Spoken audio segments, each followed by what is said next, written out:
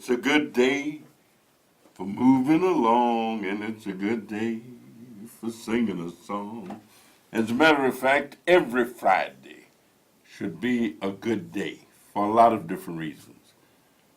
The blues singers say they call it Stormy Monday. Tuesday's just as bad.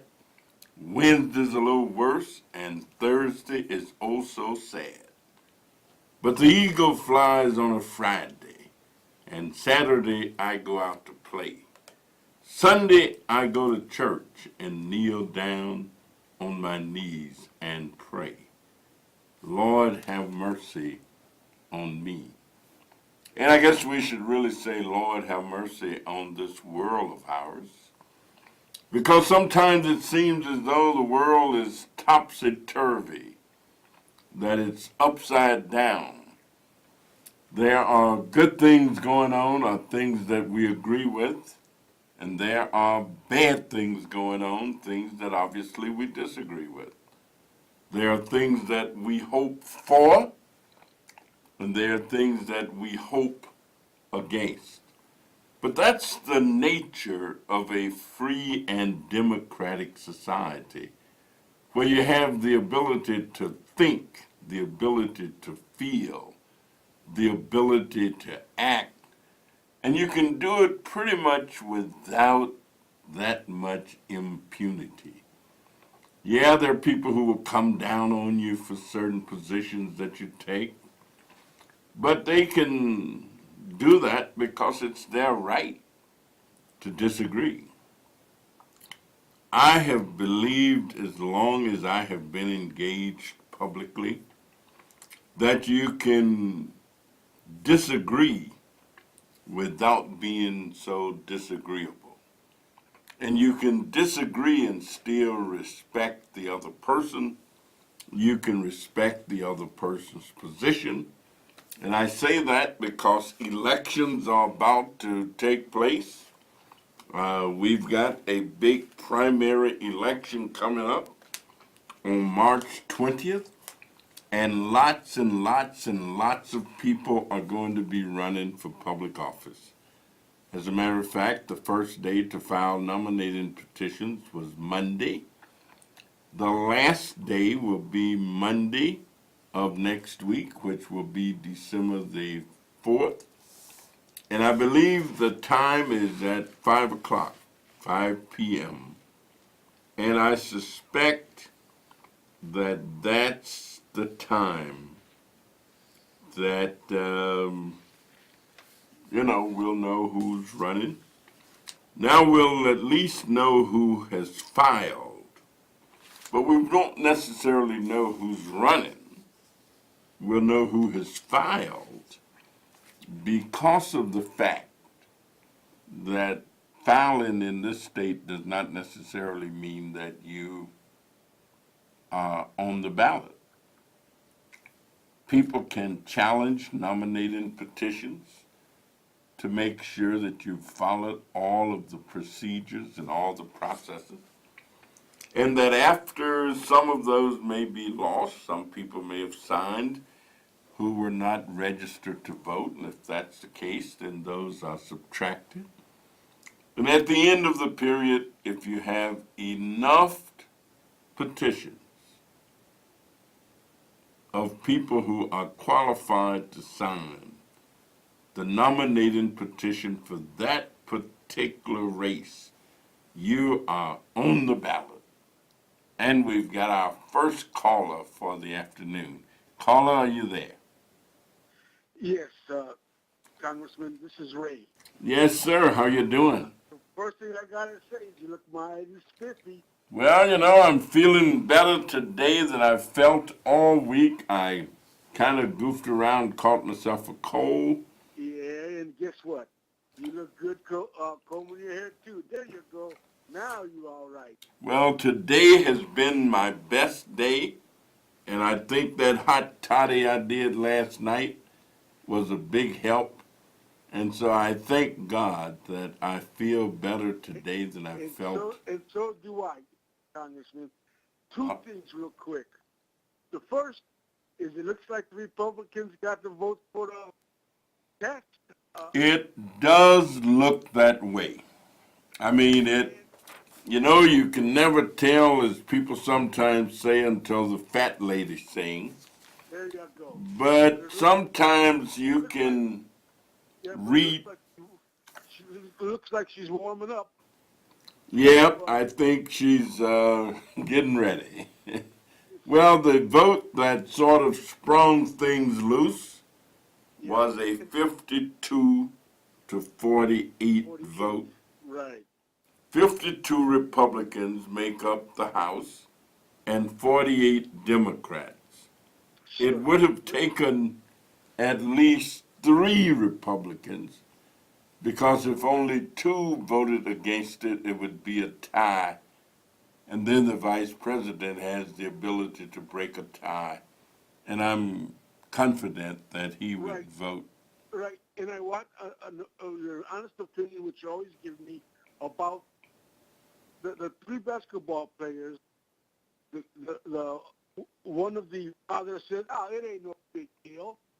What kind of stuff is that? It ain't no big deal. They had $2,200 in their pocket.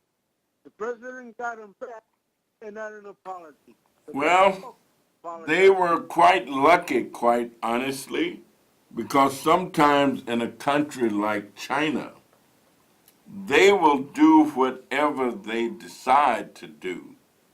And, whether that would be a misdemeanor or a felony or how they handle all of that, I don't totally know, but I do think it was shameful that these 3 young people would go not only to a foreign country, I think it was shameful that they would do it anyway, especially given the fact that it was not done out of need.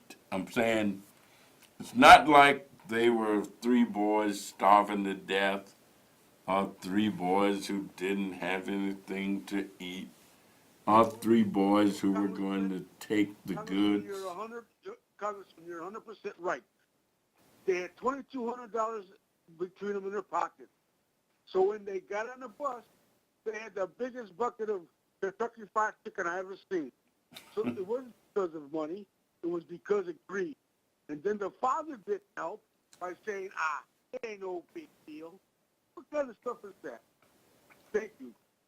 Well, to me, it's a big deal because there are certain values that I believe in.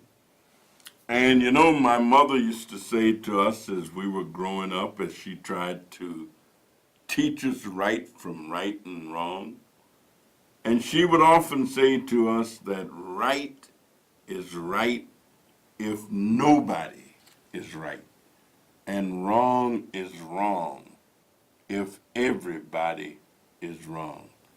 So I thank you, Maisie Lee Davis, for imparting that kind of thinking into my heart and mind. And I hope that my brothers and sisters and other relatives, most of them have gone to Montgomery, Alabama, because I have a great nephew who died only about 30 years old. And most of the immediate family members have gone to the funeral. I just found it very difficult to go and get away. We had a vote today on manufactured housing, and I had some other things on the schedule. So my prayers are with them, and especially to his father, who kind of is my nephew, and he was one of the oldest of my nephews because the first school I ever set foot in Chicago was the William Penn Elementary School. And when I came here, Mickey and Ricky, my sister's 2 little boys, that's where they went to school. And I walked them up to school one day before I got a job and didn't have the time to do that. Then their father was killed on Roosevelt Road. My sister moved, but they decided that they wanted to spend a lot of time at my parents' home in Durmont, Arkansas. And so they pretty much were raised by my parents. Not that my sister abandoned them or anything like that, no. They actually were in two situations. But they wanted to stay there on the farm, and they both stayed, and they went to college from there and all. And so my prayers go out to Mickey Porter and his family on the death of their son, Nicholas. Thank you so much for your call. There are a lot of other things going on, just wonderful, wonderful things. The big breakfast for seniors tomorrow. I hope seniors will go out to the House of Hope. You know, there's so much history. I happened to go to South Korea one year. Reverend Meeks, myself, and Roland Burris, who was the Attorney General for the state of Illinois. We were invited to South Korea by the South Korean government to talk about the issues and problems that African Americans were having with Korean merchants in the black community. And once we got there, the first thing that Reverend Meeks wanted to do was go to the Hoyo Full Gospel Church, which was the largest church that I think exists in the world. And the second, we didn't go the first day, but the second day we went. And I don't know if he had already had the idea to build the House of Hope, or if he, concretized it then. There were 18,000 people there the Sunday that we went. And they had all, I think, 36 different languages. But they also had satellite churches where people would have church in their homes or in sites with small groups of people. And I think that means sometimes they have as many as 200,000 people who are participating in the services that they have. So the House of Hope is going to be the place for the WVON Senior Breakfast, and I call it the WVON because they started it. If I get an opportunity, I am going to go. It does look as though the Senate has the votes to pass the the tax bill. No matter what they do, here's what I think we can know. We can know that, and there are people who believe that this is all right, that there's nothing wrong. The companies and corporations and businesses and individuals who will benefit the most are those at the top of the socioeconomic ladder. But there are people who believe that the best way to get the economy moving, Chicago, Illinois, has the highest unemployment for African Americans in this country. You won't find the unemployment. I heard somebody talk about unemployment in the state of Illinois, and they were saying that it was 5.2%. And I was just wondering, could you say that's what unemployment is in North Lawndale, in East and West Garfield, on the near north side, or right down the street from where this television station is located, over in the Obla Brooks area and all of those that have public housing development, Barbara Jean Wright, George Collins, or in Inglewood, where I just read today when I got home, that the Chicago public school system is talking about um, closing the schools in Inglewood and building one high school. Conceptually, in the day of neighborhood schools, and I grew up in college learning, trying to learn how to be a teacher. That's what I wanted to do. And so I majored in history and government and minored in education.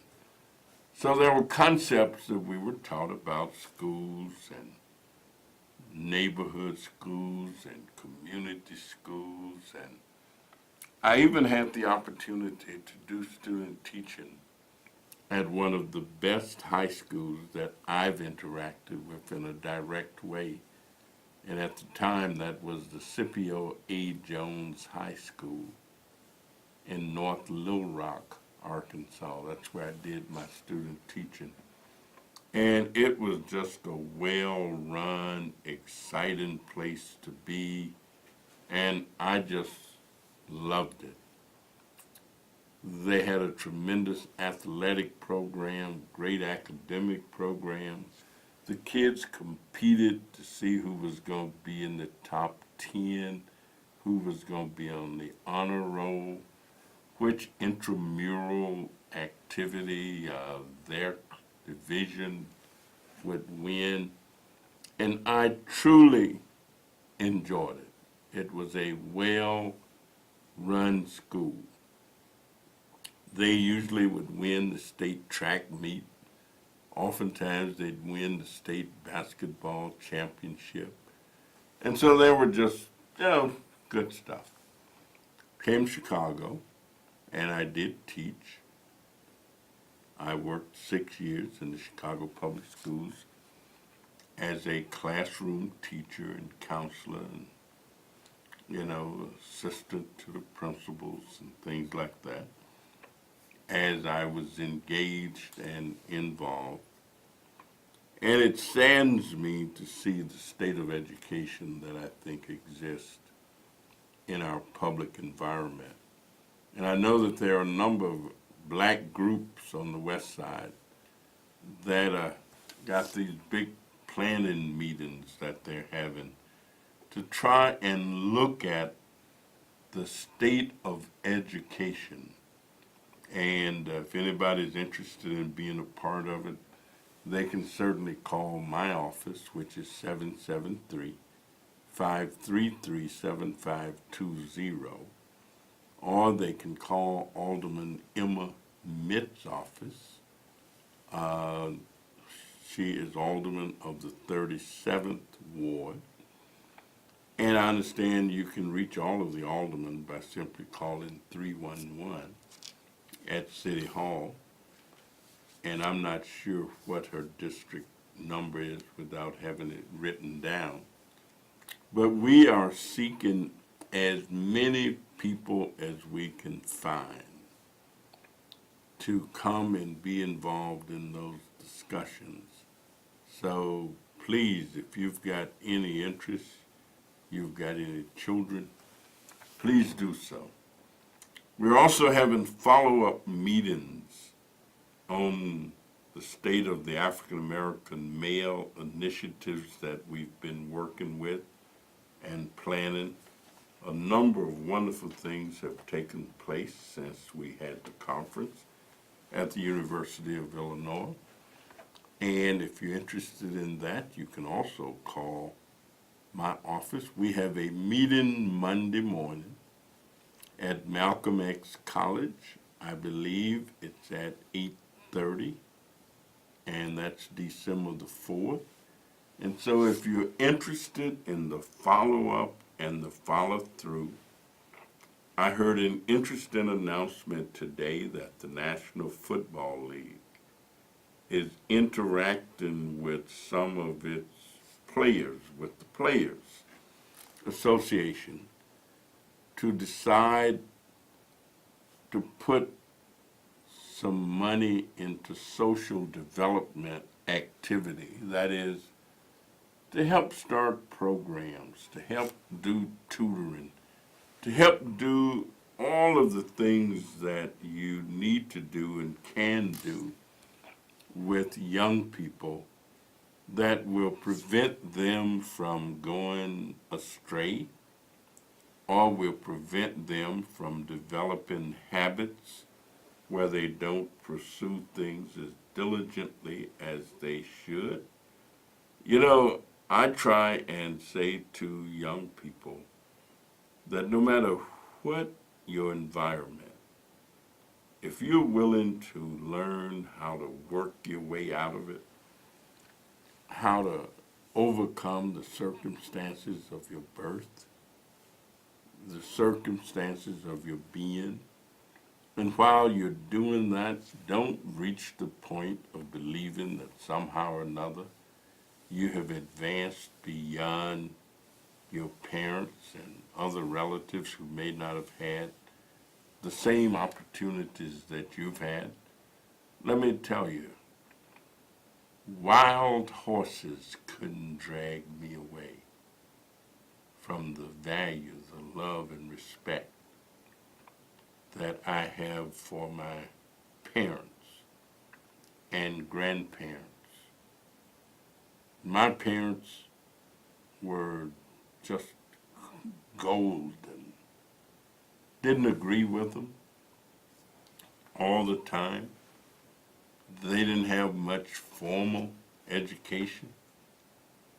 My father finished the 4th grade, and I oftentimes will jokingly suggest that he is about the smartest man I've ever known. Not only was he smart in terms of understanding things, but he also understood people. And I can recall growing up where people always thought that our socioeconomic or economic especially status was different than what it was. They always thought we had more money than we ever did, or that we had more access to things. And part of that just simply had to do with I never saw my father begging. I never saw him trying to manipulate any kind of public resources that were available. When he went downtown on Saturday afternoon, his shoes were shined, and his khaki suit that he would have on would be ironed and pressed to the bone. When he went to church on Sunday, he was impeccably dressed, and people would think he's got a new pair of shoes, and he'd bring that pair of Florsham shoes that he had bought, dust them off, and put them back in the box. And for 5 or 6 years, you would think that he had a new pair of shoes. Well, those were the circumstances. You know, my mother would cook, and you could be a mile away, and you couldn't wait to get home because the food was going to taste so good. And you just knew that it was. And so you'd be hurrying to try and get home. And I guess her family had obviously worked around people who were somewhat well-to-do, and she had learned all the things that they knew about bacon and how to make it taste good. And so eating at my house growing up as a kid was something that you always looked forward to. I mean, just the delight of sharing a meal, because there was the stimulation of conversation. There was also how tasty the food was, and everybody who came by were always welcome. We're in the spirit now of the holiday season. we just went through Thanksgiving, and I trust that everybody just had a wonderful Thanksgiving that you were able to, enjoy. I had a delightful Thanksgiving. I went by the Quinn Chapel AME Church with Reverend Moody, and he and his parishioners and the young people there and the sororities and fraternities and seniors club and they delivered 750 dinners to senior citizens. And they were having such a good time. The weather was good. The sun was shining. All these young people were there. I must admit, I think there were more Omegas there than there were Alphas. There were some Alphas and some Kappas and some Sigmas and some others. But I think the Omegas kind of dominated the fraternity group. That it was so good to see them in their colors and see the spirit of brotherhood and fellowship that they were exhibiting as they were assisting to take these plates to those senior citizens who were waiting. I left there and went over to Operation Push for two reasons. One, I knew that Push was serving dinner, and I could also eat, which I did. Met with Reverend Jackson and Betty Magnus and Mrs. Jackson, Jackie Jackson, and the whole group were there. And I had myself some dinner and just kind of watched people come in, and about 1,000 people they looked after and took care of, helping those who were, in many instances, in need of a good meal. Not worrying about anything other than everything. Left there and went by to see my good friend Wallace Davis, because Wallace and I, for at least 20 years straight, served dinner always on Christmas and Thanksgiving to people who would come by Wallace's Catfish Corner. And I had said to myself that whatever I eat or wherever I eat, I wanted to make sure that Wallace and I had dinner on Thanksgiving, or that Wallace had dinner on Thanksgiving. I knew that I was going to have dinner because I knew that my wife would be making certain that, I did all right. But Wallace's sister was bringing him some dinner, and so we just chatted and had a good time reminiscing and thinking about the thousands of people that we had fed over the years.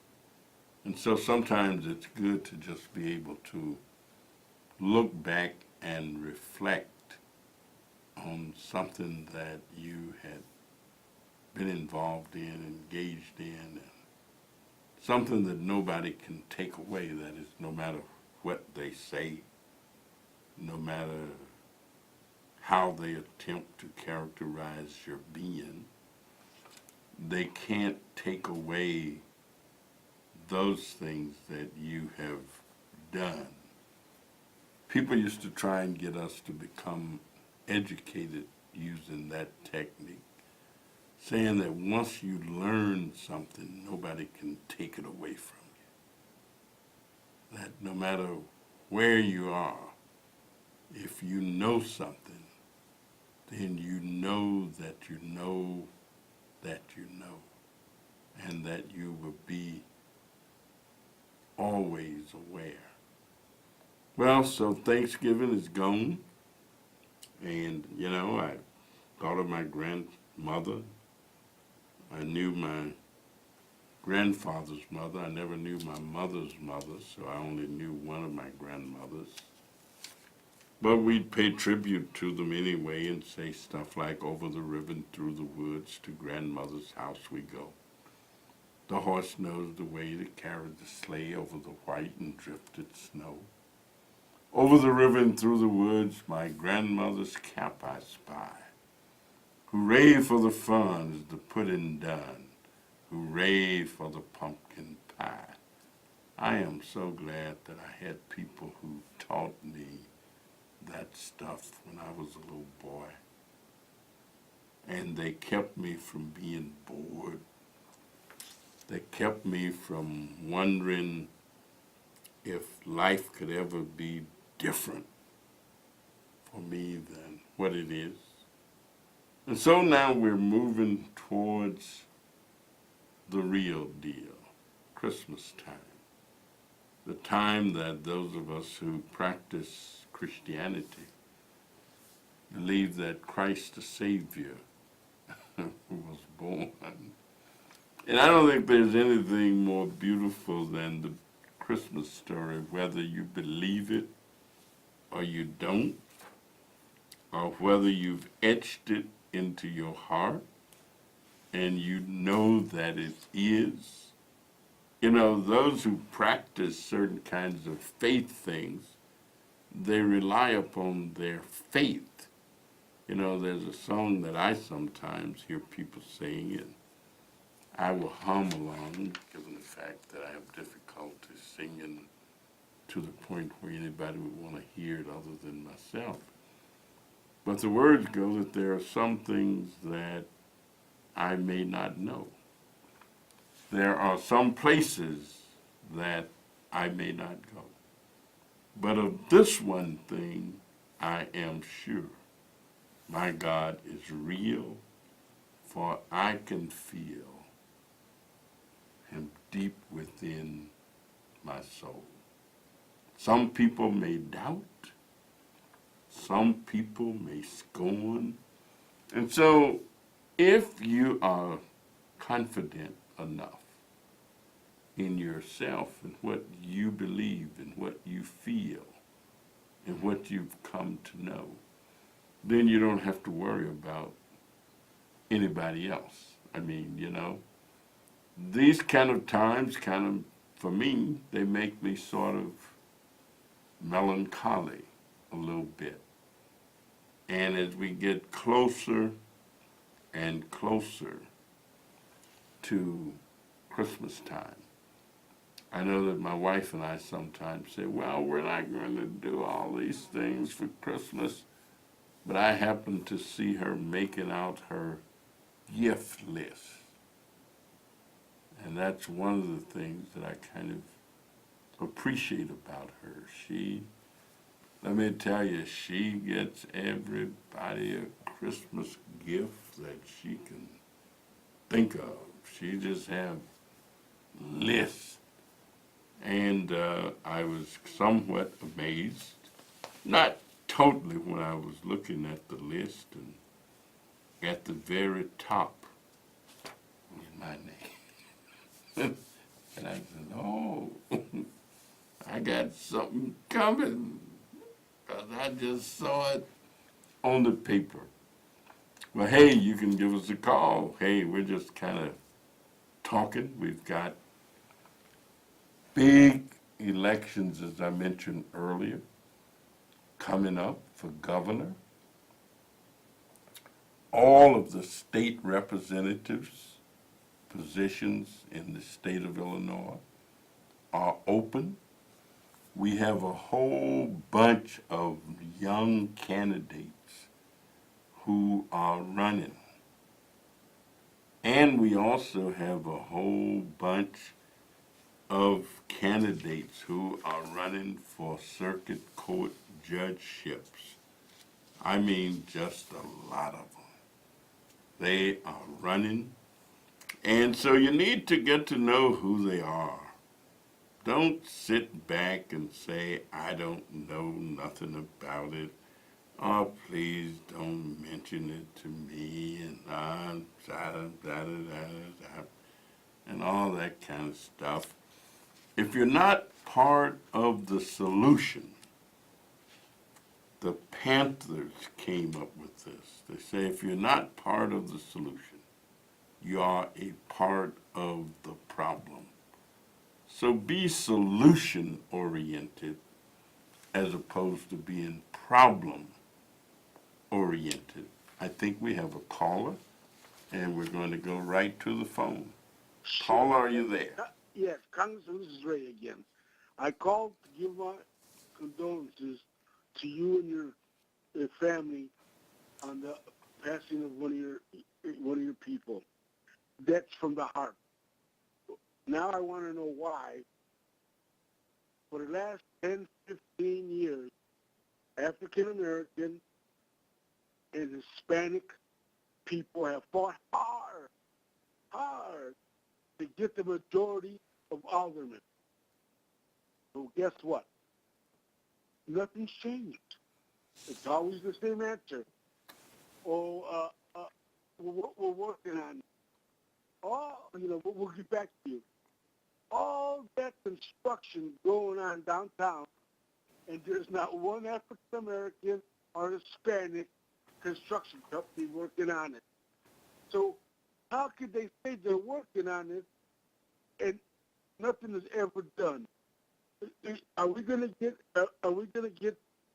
messed up by our own people like we were getting messed up by the Caucasian people? You expect it for them. All right. It's my own people. Don't go any place now. I'm going to engage in some dialogue with you. All right, that's what I want. You know, change is a difficult something to bring about. People get accustomed to doing things a certain way, and they become accustomed, and they stay that way. The greatest amount of power, I think, that any group can have is something called unification. If there are 50 people on a block and you can get 40 of them together to decide what that block is going to be like, I guarantee you that's the way that block will be. Same thing is true with voting. If you can get a group of people who believe that their political self-interest demands that they unify in order to achieve the objectives that they want to accomplish, then they can do it. The question to me becomes, why is it so difficult to get our people to understand that in unity there is strength? And maybe you would respond to that. Yes, our people are so befuddled because we have the majority. So right away, our people say, you know what? All you have to do is call the alderman and things will be different because we had the majority. And yet, last 10 years since we've been in power, not a thing has changed. So you know what? Maybe during election time, maybe we could get them people out and put some of our people in that really mean to change things. Otherwise, nothing's going to change. Well, do they see, even say when they, first of all, we have a large number of people who don't vote at all. I'm saying, and that's not to say that we're so lax in voting, that we're so different than everybody else.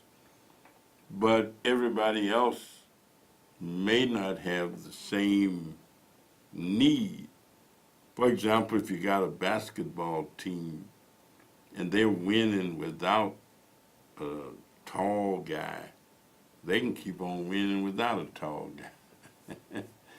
But if you got a team that needs a tall guy in order to win, they need to try and recruit them a tall guy. I happened to be watching a game a little bit the other night between, I've forgotten, oh, it was Indiana and Duke. And Duke had this one tall guy that whenever he got the ball inside, you just pretty much knew he was going to score. Same thing when there were rebounds to be had. And so sometimes you're lucky enough to get exactly what you need. But then if you can't get that one person or something, now you've got to develop the group into being a team that can produce.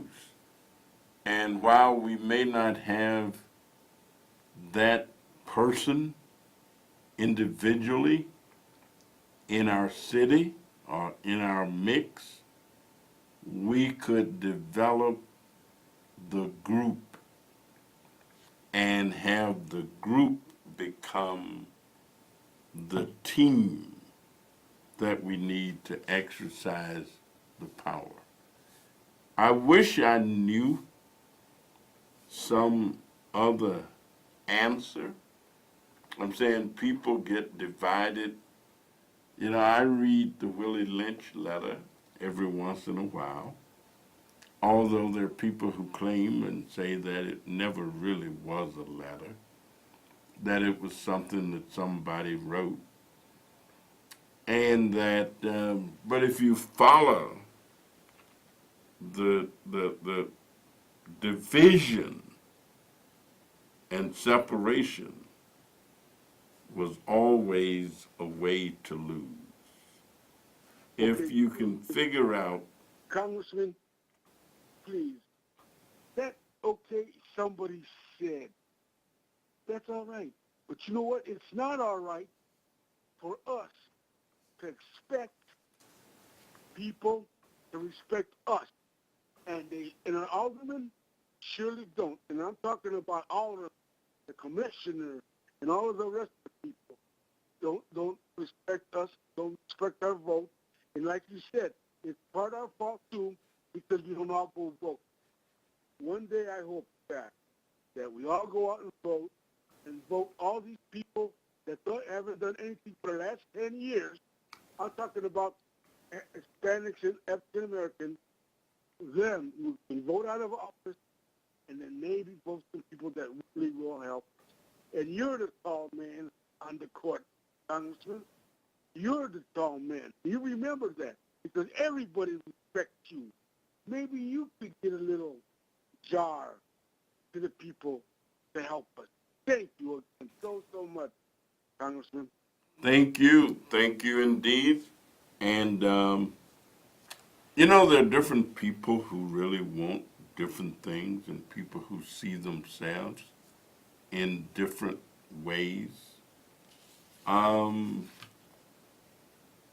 I I just want to do what I can to help elevate the thinking and the actions of the people that I feel need it the most.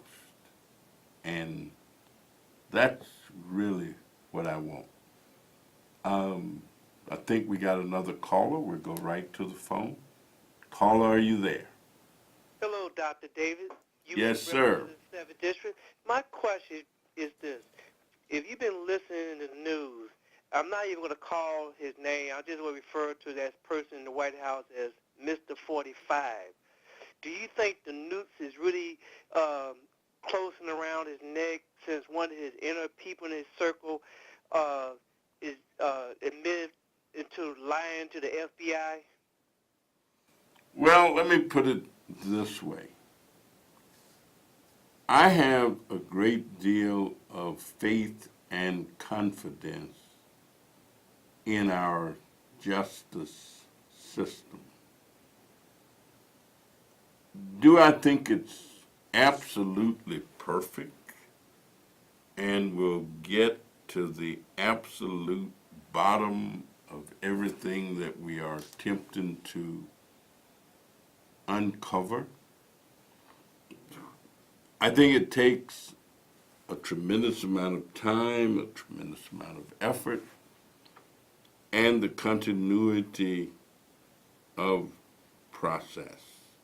I hope so, because I'm just going to turn back the page a little bit. We paid $10 million at least for Kenneth Starr to do his investigation on Bill Clinton. And I think we need to spend just as much or more in terms of investigating Mr. 45 in the White House. Take care. Well, you know, part of the difference is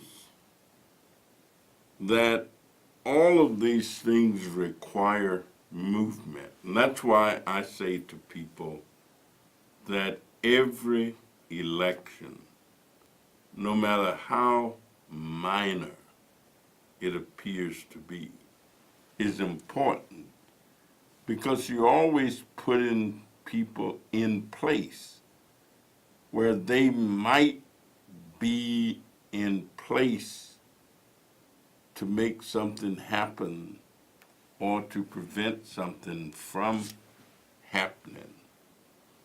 And of course, Clinton was tested strongly and severely and managed to escape. I mean, charges were brought against him. And I think we just have to keep pressing forward with the idea that justice is out there waiting, and that ultimately and eventually we are going to experience it. And that's what I think faith is so much about. You know, I'm saying right now that one man that I have a tremendous amount of respect for is under siege, John Conyers. And people are kind of calling for his whatever. And of course, we met yesterday, a day before, the Congressional Black Caucus did, and pretty much agreed that we had enough confidence in Representative John Conyers that we ought to just give him a few days or something, a little bit of time, to make his own determination. The business of sexual harassment, and I don't know anybody who would be in favor of promoting it or continuing it, or men have indeed in many instances taken advantage of women. And I don't want to say that black men have been exempt from that, because we know that that's not